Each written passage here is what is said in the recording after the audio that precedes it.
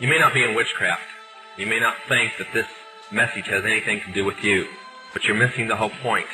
I was in a world where it was impossible to become a Christian, and Jesus made me one. I was by one of the girls that I used to live with when I was in the occult world.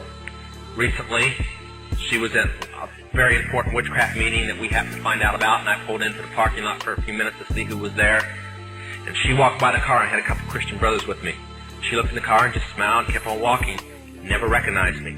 That's the difference between the way I am now and the way I was then. When the Lord changes you, He totally changes you. Now, we give our testimony for several reasons, to show that no matter what, whether you were raised a Christian and you know all your life, or you were raised in a worse frame of life, it's still the same miracle. God still saves you just the same. Sometimes I think it's harder to get the PKs and the Christian kids saved than it is the witches.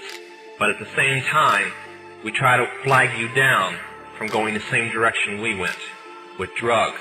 You'll never know the feeling to lose so many friends that should be with you today, and so many loved ones because of drugs that we kept convincing ourselves was all right. This isn't some preacher getting up here and telling you that's never been in it. I wished I had a half hour to talk about the worst thing that the occult world ever planned out and carried out. That's called rock music. But I'm going to say two quick things. Parents, the rock music does not belong to you. Your kids, if your kids are in your home, it belongs to you and you're answerable for it. And if you want to believe they're garbage, that it's all right, and you want to forget things like Kiss saying that their real name is Kings in Satanic Service, and that rock music is actually satanic spells being cast and being planned by the Satanist Church, and that's a direct quote, then you go right on ahead. Right now, one of the Manson family girls is in trial, and she said the number one thing that the occult world used to brainwash them was Beatle music and rock music. If you want to leave it in your home, I won't go into details why you can't, but if you want to leave it in your home and all the demons that it attracts, fine. If you want your kids to buffalo you, that it's all right. But I recommend you go home today, get a cardboard box, and break the records, and burn those covers, and get it out of your home. And you'd be surprised at how fast your kids come around after they finish throwing their 2-year-old tantrum. But I wish that I had the time more on rock music, but believe me, it is the work carefully planned out in the occult world.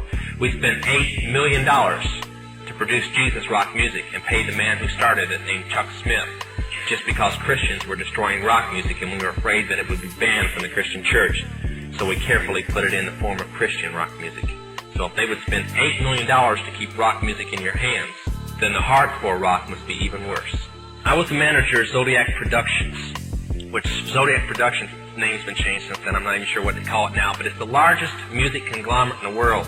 It owns RCA Records, Columbia Records, Motown Records, owns almost all the concert booking agencies in the United States. And that's not even the name of the company that owns it. The name of the company that owns it is Brenner Enterprises, and Brenner Enterprises is owned by Chase Manhattan. Chase Manhattan's owned by Standard Oil, and Standard Oil is owned by the Lords of London. You can track it on back. You kind of get the idea after a while. Wake up, wake up, wake up, wake up, wake up.